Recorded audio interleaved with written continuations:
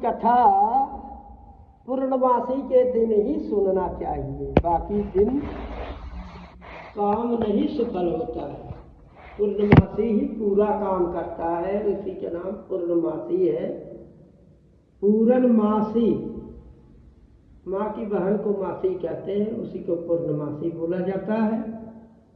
पूर्णमासी के दिन सत्यनारायण भगवान की कथा करनी चाहिए, बहुत जरूरी। प्रातः काल से ही इस व्रत का लेकर, इस व्रत का संकल्प लेकर, अखंड प्रतिज्ञा लेकर जो कुछ होए हम कथा सुनना ही सुनना, चाहे हमारे पर जितनी मर्जी मुसीबत विपत पड़े, दुख कलेश होए, फिर भी पूर्णमासी के दिन ये कथा सुनना चाहिए। हर संकट को टाल देता है। शाम के टाइम सुने, चाहे 12 बजे के बाद से 1 बजे से लेकर 3-4 बजे तक। तो स्नान करके पूजन करना चाहिए। पूजन हो गया। इस दिन श्री गणेश, गौरी, विष्णु, वरुण, वरुण ही है, विष्णु वो है, गौरी सुपारी के होते, गौरी, गणेश, विष्णु आदि का ध्यान पूजन करें। पुष्प, फूल से, धूप से, नैवेद्य से आदि संयुक्त होकर भगवान की स्तुति करें। इसके बाद सत्यनारायण की कथा पढ़ें, सुने। इस व्रत को करने से मन की शांति, घर में सुख, कुल में वृद्धि, घर में सुख तथा कुल में वृद्धि होती है।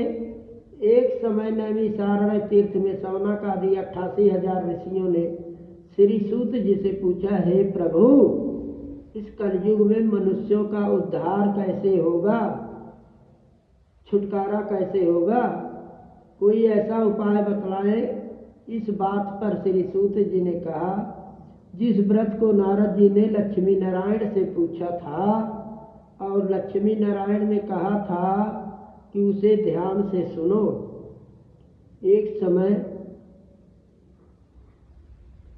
योगी राज नारद जी दूसरों की हित की इच्छा से अनेकों लोकों में घूमते हुए मृतलोक में आए। ये मृतलोक है, नीचे पाताल लोक, ऊपर आकाश।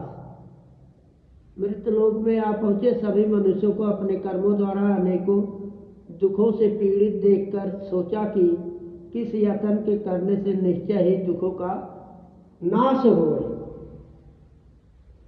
हो सकेगा। ऐसा मन में सोचकर विष्णु लोक को गए। वहां श्वेत वर्ण और 4 भुजा वाले देवों के ईश नारायण, जिनके हाथों में शंख, चक्र, गदा और पद्म थे, उन्हें देख स्तुति करने लगे। ये जो शालिग्राम है, यही विष्णु जी है। इनका निराकार रूप है। ये पत्थर में समाये हुए, इनका आवाहन नहीं होता है। इनको मंत्र द्वारा कुछ नहीं। स्नान कराया, तुलसी दल दिया, तिलक किया, जनेऊ पाया, बस्तर पवाया, शुद्ध स्नान कराया। और एक रूप होता है, जैसे लक्ष्मी विष्णु बिस्तरा बना के सांप के सो रहे, लक्ष्मी पैर दबा रहे, वो स्वरूप है। ये निराकार है, रूप है। तो उन्हें देख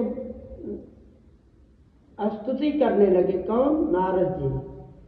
बोले, मृतलोक में सब मनुष्यों अनेक जोनिया में, 84 लाख जोनियों में पैदा हुए हैं, अपने कर्मों से दुखी हो रहे हैं। उनके कुछ ऐसा उपाय बतलाए या बताए, सत्यनारायण का व्रत अच्छी तरह विधि विधान पूर्वक करके मनुष्यों को तुरंत ही यहाँ सुख भोग कर मरने के बाद भी मोक्ष की प्राप्ति करता है। हर महीने सुन सकते हो ये कथा। लेकिन अब तो है, कथा सुनाए के बाद हवन कह दे, दोबारा कथा ना सुन। जब तुम्हार मन विचार बने तब कथा खाली सुन सकता है, हवन नहीं हो सकती। तो विधि विधान पूर्वक मनुष्यों को तुरंत यहाँ सुख भोग कर मरने के बाद मोक्ष प्राप्ति होता। भगवान बोले, इस व्रत को करने वाला कभी दुखी नहीं रहता, कभी शोक में नहीं रहता। इन चीजों से दूर रहने वाला, धन धाम संपत्ति को भी खूब बढ़ाने वाला, सौभाग्य तथा संतान को देने वाला होता है। इस दिन नैवेद्य केले का फल, दूध, दही, घी, गेहूं का चूर्ण सवाया लेवे और सभी पदार्थ भगवान के सामने रख देवे, अर्पण कर देवे। इस तरह व्रत करने पर मनुष्यों की सभी इच्छाएं पूर्ण हो जाती है। सुंदर काशीपुरी नगरी में एक अत्यंत निर्धन ब्राह्मण रहता था। वह भूख प्यास से बेचैन हुआ इधर उधर भटकता रहता था।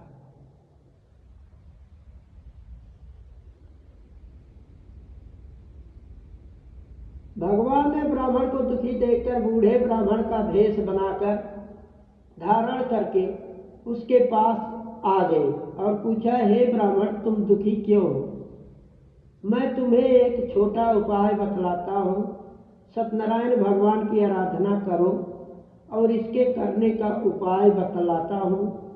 इससे तुम्हें दुखों से छुटकारा मिलेगा जरूर, गारंटी, और तुम्हें मोक्ष की प्राप्ति होगी। मोक्ष कहते हैं मुक्ति को। उस दिन ब्राह्मण को रात भर पूरी नींद नहीं आई। उसने सत्यनारायण के व्रत का निश्चय कर भिक्षा लेने के लिए कहीं नगरी, गांव में बाजार हाट गया। उस दिन उस ब्राह्मण को भिक्षा में बहुत धन प्राप्त हुआ, जिससे उसने बंधु बांधवों को साथ बुलाकर सत्यनारायण का व्रत किया। इसको करने से विप्र सभी दुखों से हटकर अनेक प्रकार की संपत्तियों से युक्त हुआ। उस समय से वह विप्र हर मास व्रत करने लगा। इस तरह सत्यनारायण भगवान के व्रत को जो भी करेगा सब पापों से छुटकारा पाकर मोक्ष प्राप्त करेगा।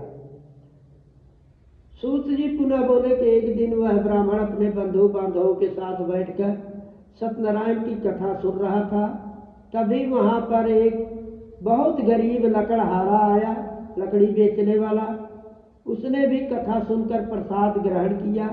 उसके बाद उसने ब्राह्मण से इस कथा के बारे में पूछा तो ब्राह्मण ने बताया कि इस व्रत को करने से सभी वैभव, सभी प्रकार के संपत्ति प्राप्त होते हैं।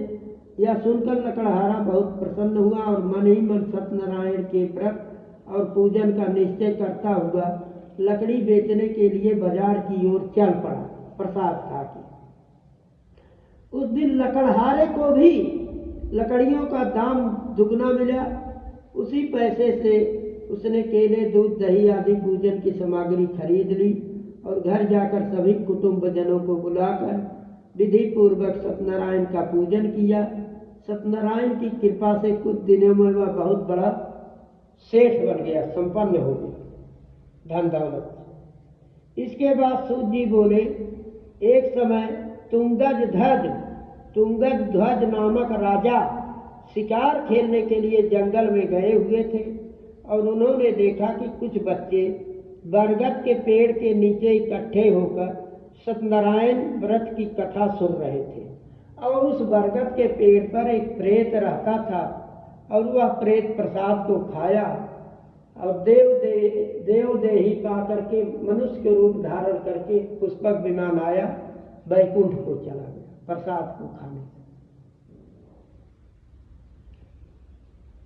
तो राजा के पास कुछ बच्चे प्रसाद को लेकर गए इकट्ठे होकर।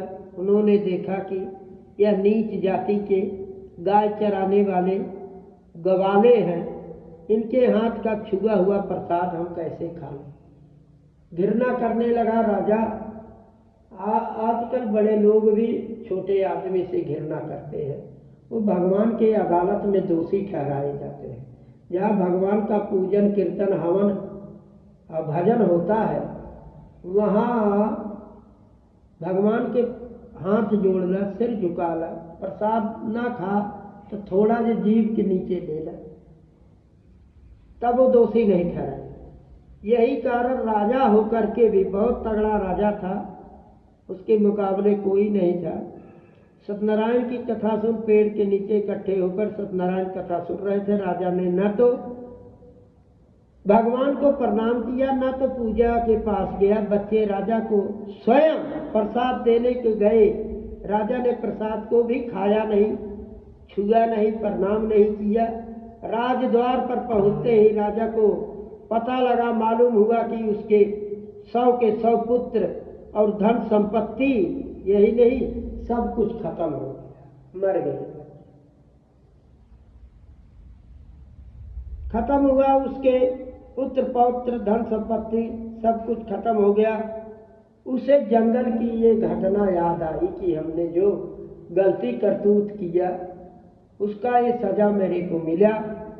इस घटना को जब उसको याद आई, विचार किया कि सत्यनारायण के प्रसाद का अपमान करने के कारण ही मुझे यह बहुत भारी दुख प्राप्त हुआ है, यह सोचकर राजा पुनः जंगल में दौड़ा गया और सभी बच्चों को साथ मिलकर श्रद्धा और भक्ति के साथ सत्यनारायण के पूजन करने के बाद प्रसाद खाया, ग्रहण किया। उसके बाद वह घर पर लौट के आया तो उसके मरे पुत्र पौत्र आदि पोता पोती सब जी उठे और जो संपत्ति डूब गई थी फिर ज्यों का त्यों हो गई। इस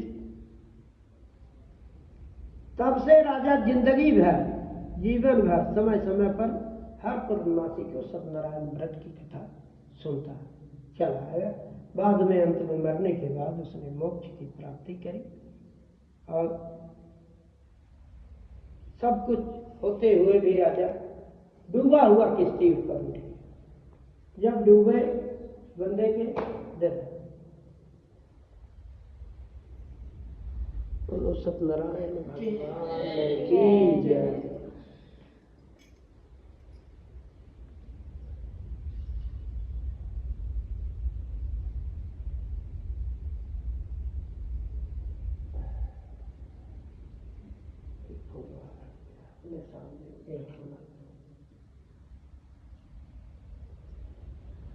फूल यहाँ रख दे बेटी, बस तीनों तरह का आगाज तो सत्यनारायण कथा हो गया। इसीलिए आगे तुम्हें काम काज देखे कि मैं है आती होगी बाद में अरे है अगर सच्ची जाना है चलाते हाँ लाल में बाबा हो आबा